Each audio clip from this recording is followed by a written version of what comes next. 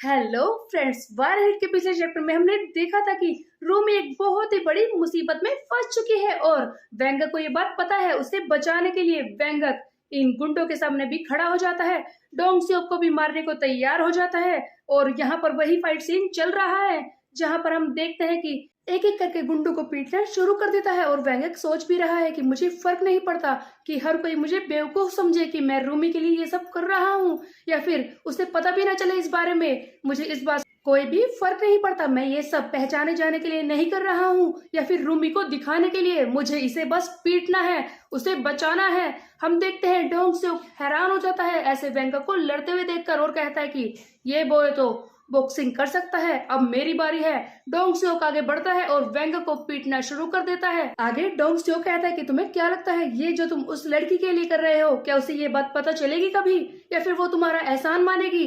वैसे भी जो लोग मोराल्स के साथ होते हैं इस दुनिया में सबसे पहले उन्हें ही खत्म किया जाता है, उन्हें ही सफर होना पड़ता है। और हाँ, क्या कहा था तुमने?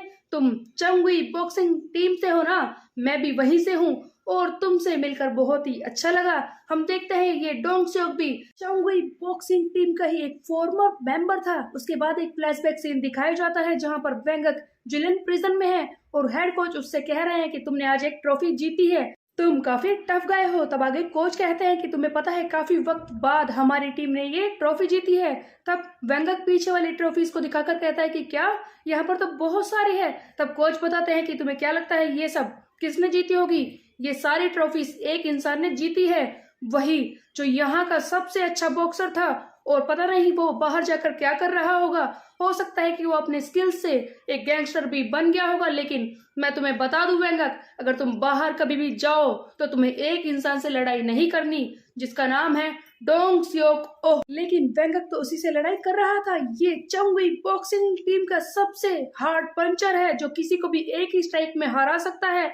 यहाँ पर ये बुरी तरह से वेंगक पर वार कर रहा था। तभी एक वॉइस ओवर हमें बताती है कि ये एक स्लगर है। वैसे तो ये कहता है कि आउट बॉक्सर के खिलाफ कोई स्लगर खड़ा नहीं हो सकता, लेकिन ये डोंग सियोक इसके पास एक एडवांटेज है।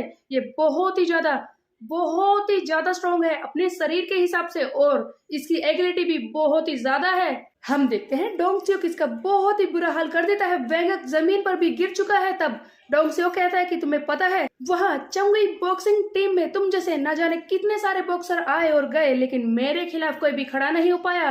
तुमने बहुत ही बड़ी गलती कर दी है।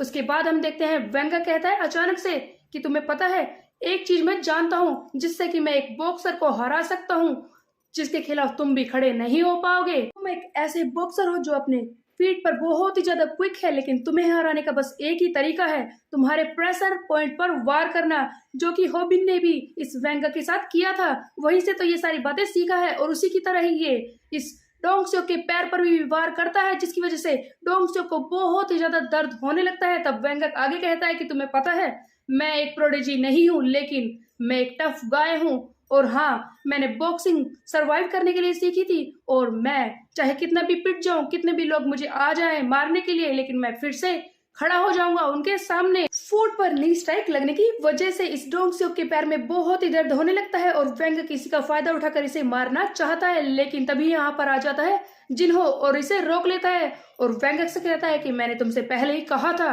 कि अपने अपने लेन में रहना, मुझे मेरा काम करने दो, लेकिन लगता है आजकल हर कोई अपनी लिमिट्स को भूल गया है। उसके बाद हम देखते हैं रूमी जो अभी तक गाने सुन रही थी, जिसे कुछ भी पता नहीं है, बाहर आ जाती है और देखती है कि हाँ, यहाँ पर कोई भी नहीं है। ये कैसे हो सकता है?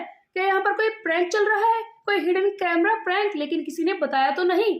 लेकिन सारे लोग कहाँ चले गए और ये वेंगा का फोन, इसका मैं क्या करूं? उसके बाद हम सीधे देखते हैं होबिन एंड बूमी को। दोनों साथ में घूम रहे थे, दोनों ने खाना भी खा लिया है। तभी होबिन अपने पेट पर हाथ फेरते हुए कहता है कि आजकल इस जगह पर काफी सारे बच्चे आ रहे हैं, तुमने देखा बूमी? तब बूमी भी कहती है कि हाँ ऐसा है। तब दोनों ही उस जगह के अंदर जाने लगते हैं। तब होबिन बात कर रहा होता है कि पता नहीं आजकल सब लोग यहाँ पर क्यों आते हैं। तब बूमी कहती है कि हाँ, मेरे स्कूल के भी काफी बच्चे इस बारे में बताते हैं कि वो यहाँ पर आए हैं, लेकिन इसमें ऐसा क्या खास है। भूमि आगे सीढ़ियां चढ़ रही होती है, उसकी फिगर को देखकर होबिन बहुत ही ज्यादा शॉक में रह जाता है और खुद को थप्पड़ मारता है। होश में आओ, तुम क्या कर रहे हो। और तब होबिन कहता है कि आज मैंने सीख लिया कि लड़के को स्टेयर्स पर आगे चलना चाहिए। भूमि कहती है कि ये किस तरह का साउंड था। तब होबिन कहता है कि मैं अपने आप को होश में ला रहा हूँ। उसके बाद हम देखते हैं कि यहाँ पर एक आदमी आ जाता है जो उन्हें एक जगह पर ले जाता है और कहता है कि यहाँ पर तुम 2 घंटे के लिए रह सकते हो।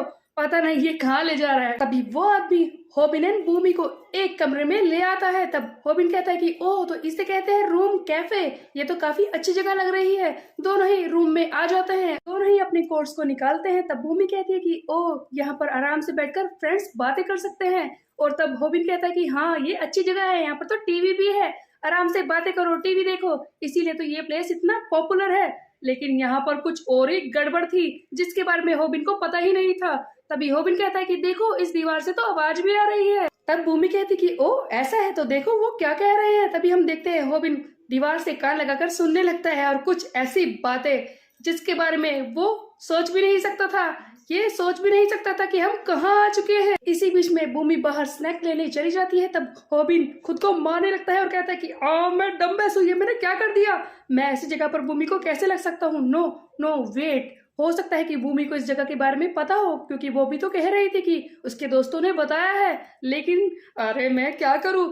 इसी बीच में हम देखते हैं कि भूमि सामने से आ जाती है, वो सारी बातें सुनकर जो होबिन दीवार से कान लगाकर सुन रहा था। भूमि की हालत को देखकर होबिन समझ जाता है कि इसे भी कुछ भी पता नहीं था। दोनों ही आकर अंदर बैठ तो जाते हैं, लेकिन सिचुएशन बहुत ही ज्यादा awkward हो गई है।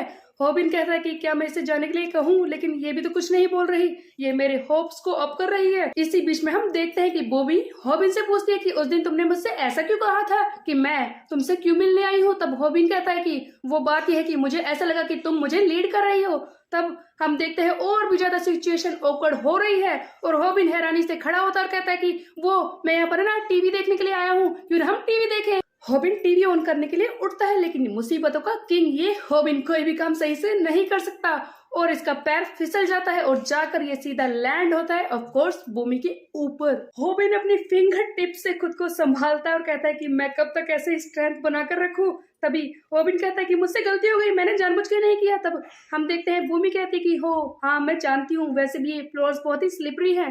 तब होबिन कहता है कि तुम हट क्यों नहीं रही। तब भूमि का जवाब सुनकर उसे बहुत ही बड़ा शौक लगता है जब वो कहती है कि अब मैं तुम्हें लीड कर रही हूँ होबिन। सो गाइस, चैप्टर के एंड में एक बहुत ही रोमांटिक सा माहौल होबिन के लिए क्रिएट हो चुका है। अब आगे क्या होगा, let's find out in next chapter. तब तक के लिए मेरे चैनल को सब्सक्राइब कर ले, बेल के आइकन को कर दे प्रेस।